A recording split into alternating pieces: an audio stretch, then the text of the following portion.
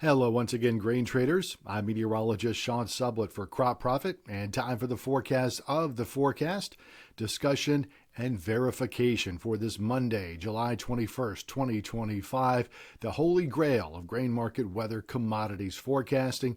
Again, on Mondays, we rewind, look at our forecast of the forecast from Friday, remembering these were the probabilities that the ECMWF ensemble mean would come in warmer or cooler than normal on the following Monday. Now that Monday's arrived, we can see how this all really played out.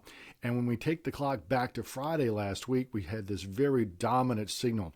80 to 90% likelihood the model would come in warmer than normal through a good part of the central, southern, and let's say eastern corn belt through Iowa, Indiana, and Illinois.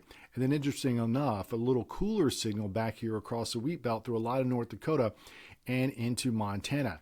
The actual ECMWF ensemble mean coming in this morning mirrors that pretty well. It's a good performance, we suspect, from Friday. Large areas, much warmer than normal conditions for a good part of the Corn Belt, and also picking up on that cooler than normal signal in the actual model this morning across Montana. Then in week two, as the heat is expected to continue and growing concern from the markets, not just in the daytime, but the warmer nights as well. And this is the mean temperature forecast from our forecast of the forecast Friday of last week. Again, 40, 50, 60% likelihood that the model would come in warmer than normal for a good part of the Corn Belt until you got farther northward up into the Dakotas and certainly into eastern Montana. Then we look at the actual ECMWF ensemble mean forecast for the week 2 period, days 8 to 14. And it pretty much is right on the money with this broad area of much warmer than normal conditions here. Some places it's 4, 6, almost 10 degrees warmer than normal on the plains, but weighted average nationally in terms of the corn producing areas, 3.3 degrees warmer than normal in the ECMWF forecast and its ensemble mean on this Monday morning. A very good performance regarding the temperature anomaly forecast of the forecast from last Friday.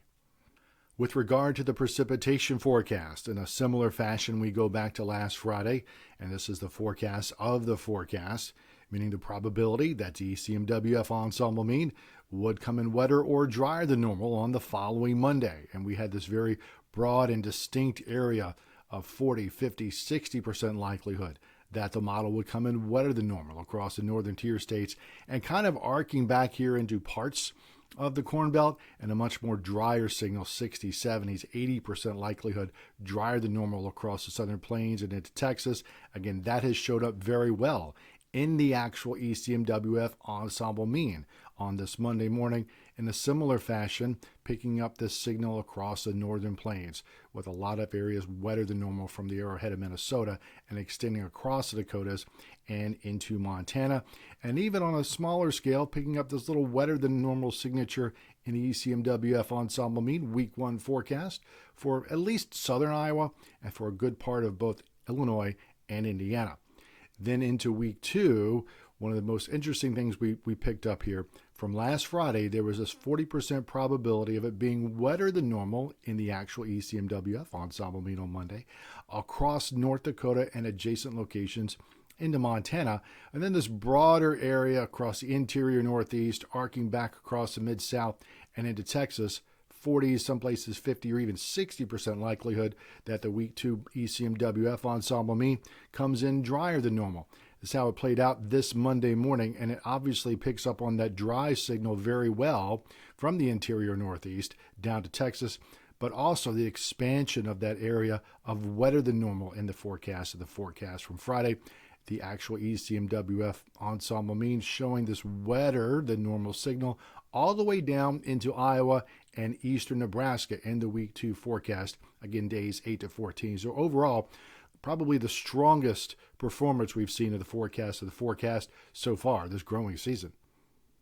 And don't forget to join us next month for the August grain market weather webinar. June and July were very successful. We thank everybody for participating and giving us the good feedback. We will do it again next month, Wednesday, August 13th, 10 a.m. Eastern, 9 a.m. Central. The sign-up link is live. Go to the bit.ly link below, CP August webinar to sign up. So put it on the calendar now, Wednesday, August 13th, 10 a.m. Eastern, 9 a.m. Central. I'm meteorologist Sean Sublette for CropProphet, and we'll talk to you again later this week.